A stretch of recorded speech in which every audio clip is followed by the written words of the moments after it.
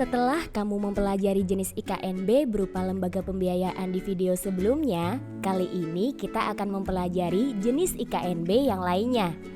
Industri Keuangan Non-Bank Satu ini merupakan badan hukum yang mengelola dan menjalankan program yang menjanjikan manfaat pensiun.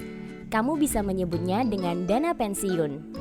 Dana pensiun atau kamu bisa menyebutnya dengan dana hari tua ini mempunyai fungsi yaitu memberikan jaminan di usia pensiun atau saat usia tak lagi produktif untuk bekerja. Produk dana pensiun di Indonesia terbagi menjadi dua program. Yang pertama ada program pensiun manfaat pasti atau PPMP.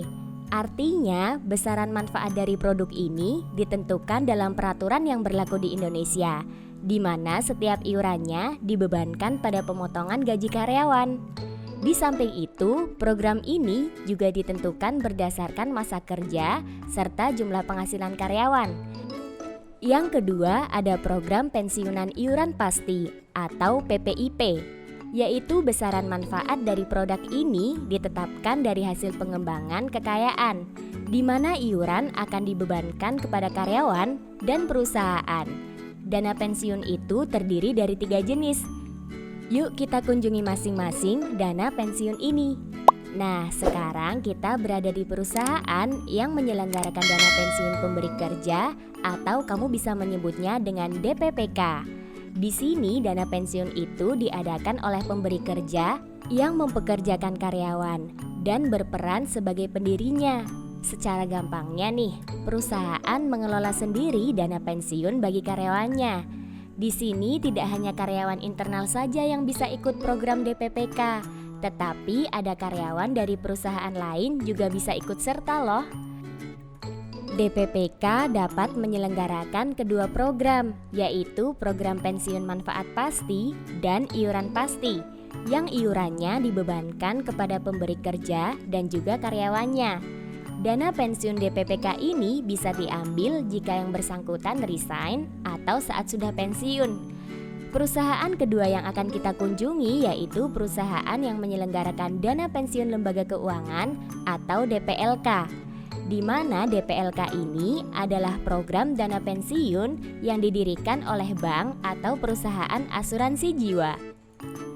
Berbeda dengan DPPK yang bisa menyelenggarakan dana pensiun manfaat pasti dan iuran pasti, DPLK ini hanya boleh menyelenggarakan iuran pasti saja. Artinya, iuran yang sudah ditetapkan, yang berasal dari potongan gaji karyawan dan kontribusi perusahaan. Nah, di DPLK ini bisa diikuti oleh perorangan, karyawan, dan pekerja mandiri seperti para wirausahawan. Keuntungan DPLK ini yaitu hasil pengembangan dana atau investasi yang dikelola kemudian ditambahkan pada dana peserta. Dana pensiun di DPLK bisa dicairkan saat peserta sudah memasuki masa pensiun dengan ketentuan pensiun normal yaitu di usia 55 tahun, pensiun dipercepat, dan pensiun meninggal dunia. Perusahaan terakhir yang akan kita kunjungi yaitu perusahaan yang menyelenggarakan dana pensiun berdasarkan keuntungan, di mana dana pensiun ini adalah dana pensiun pemberi kerja yang menyelenggarakan program pensiun iuran pasti dengan iuran hanya dari pemberi kerja yang didasarkan pada rumus yang dikaitkan dengan keuntungan pemberi kerja. Nah, itu tadi jenis IKNB berupa dana pensiun.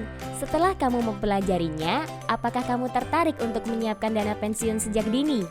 Jangan lupa mempersiapkannya ya. Eits, ternyata masih ada jenis IKNB lainnya yang harus kamu ketahui. Simak di video selanjutnya ya. Sampai jumpa.